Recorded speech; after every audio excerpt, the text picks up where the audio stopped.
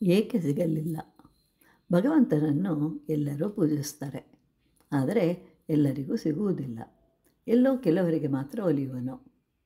ಅಭಿಷೇಕ ಮಾಡಿದವರಿಗೆ, ಹೂಗಳಿಂದ ಪೂಜಿಸಿದವರಿಗೆ, ಮಂತ್ರ ಜಪಗಳಿಂದ ಆರಾಧಿಸಿದವರಿಗೆ, ಹೀಗೆ ಕೆಲವರಿಗೆ ಮಾತ್ರ ಒಲಿಯುವನು ಅಂತ ಹೇಳಿ ಯಾರೂ ಹೇಳಿಲ್ಲ.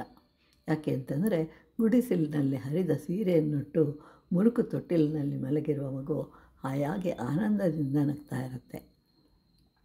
ಅದು ಅಂದರೆ ಸಂತೋಷ. ಜಗತ್ತಿನಲ್ಲಿ ಅದು ಇದ್ದರೆ ದೊಡ್ಡವರಿಗೂ ಅದರ ಅನುಭವವಾಗಬೇಕಾಗಿತ್ತು. ಆದರೆ ಆತ ಬಳಲುತ್ತಾನೆ. ಮುಕ್ತಾಯಕ್ಕ ಹೆಸರಿನಿಂದ ಕೂಡಿದವಳು ಹೇಳ್ತಾಳೆ, ಬದುಕನ್ನು ಕಟ್ಟಲು ನಮಗೆ 3 ವಿಷಯಗಳು ತಿಳಿದಿರಬೇಕು. ಮೊದಲನೆಯದು ಆನಂದ, ಐಶ್ವರ್ಯ ಮತ್ತು ಅರಿವು. ಆನಂದಕ್ಕೆ ಮೊದಲ ಆದ್ಯತೆಯನ್ನು ನೀಡಿದ್ದಾರೆ.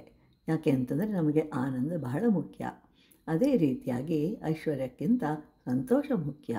ಹಾಗಾದರೆ ಆನಂದ, ಐಶ್ವರ್ಯ ಮತ್ತು ಸಂತೋಷಕ್ಕೆ ವ್ಯತ್ಯಾಸ ಏನು ಎನ್ನುವುದರ ಅರಿವು ಇರಬೇಕು. ಇಲ್ಲವಾದರೆ ದುಃಖ ಉಂಟಾಗುತ್ತದೆ. ಆದ್ದರಿಂದ ಮುಕ್ತಾಯಕ್ಕ ಹೇಳ್ತಾಳೆ, ಒಂದು ಮನೆಯನ್ನು ಕಟ್ಟಿದಾಗ ಮನೆ ಪೂರ್ತಿ ಖಾಲಿ ಇತ್ತು.